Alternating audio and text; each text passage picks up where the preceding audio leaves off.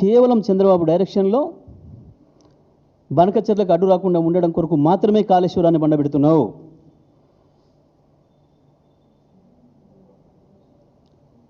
రేపొచ్చే commission ఏదైతే ఉంటుందో ఆనాటికి మనం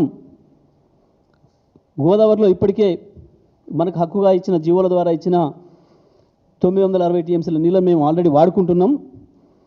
పై వచ్చే నీళ్ళలో కూడా మాకు ఇంకా అక్కరుంది, కొత్తగా ప్రాజెక్టులు మొదలుపెట్టుకుంది అని చెప్పి మనం చెప్పాల్సిన దాన్ని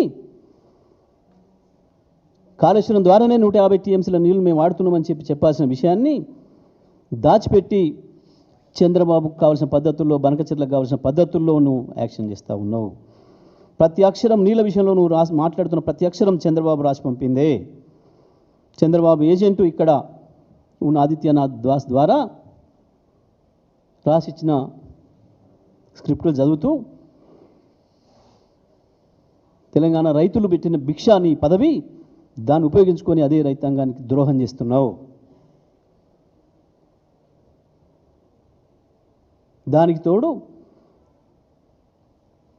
స్వామి కార్యం స్వకార్యం అన్నట్టు వేలాది లారీలను పెట్టి ఇసుక తోడుతున్న తొడేళ్ళు అక్కడ దుర్మార్గంగా కోట్లాది రూపాయలు సంపాదించుకోవడానికి నీవు, నీ మంత్రులు, నీ మంది మార్బలం చేసే దుర్మార్గం కొరకు కాళేశ్వరం నీళ్ళని ఇవ్వటం లేదు ఇవాళ నువ్వు.